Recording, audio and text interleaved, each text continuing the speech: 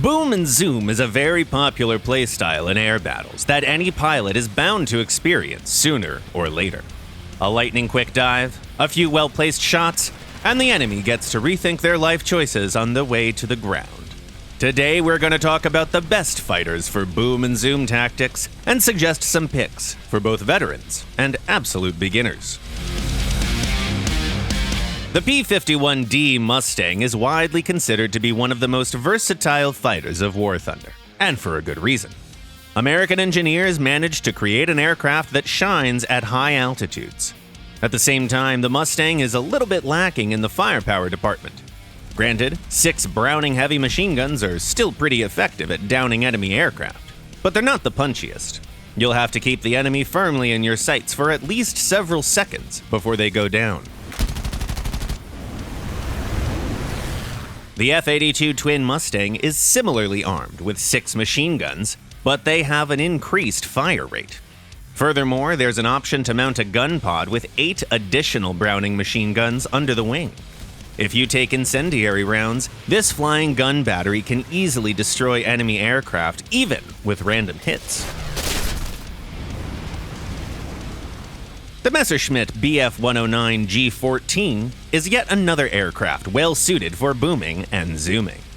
This is a light model that is great at climbing and energy retention, which means that it takes the aircraft very little time to get back to altitude and strike again.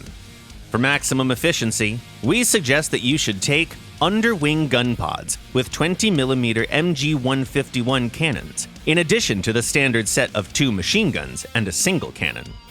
Gun pods don't really hinder flight performance, but provide a significant buff in firepower.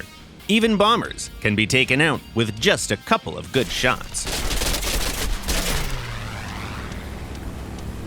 When it comes to boom and zoom tactics, the Lavochkin LA-9 is one of the most reliable and easiest options out there.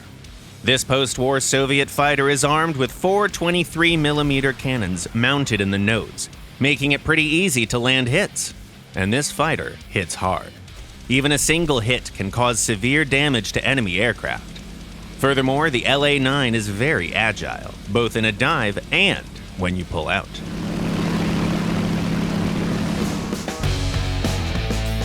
The Hornet Mark III is a fast and elegant vehicle that holds up really well at high speeds. In this regard, the Hornet is actually one of the best aircraft at its rank.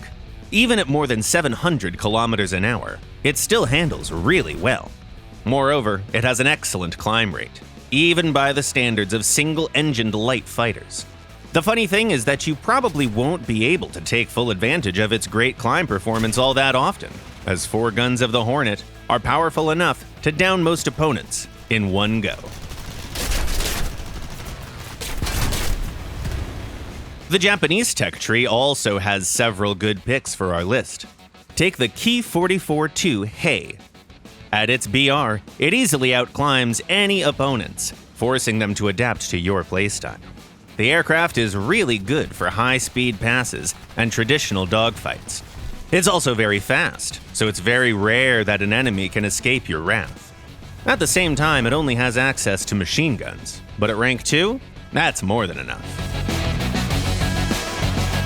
The German Focke-Wulf 190 D9 is a lightning-quick plane with one of the most powerful engines at its battle rating.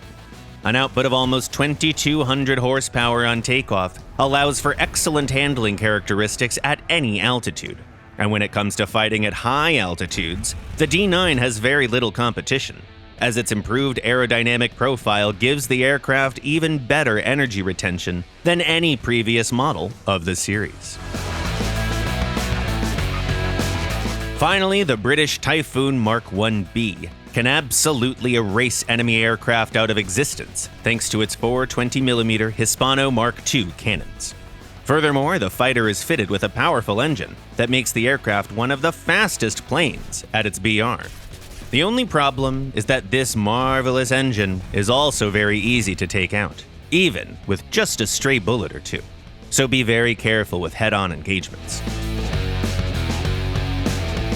All these planes will serve you very well as BMZ fighters, but don't forget to account for your own preferences in terms of playstyle, as well as your overall combat experience in air battles.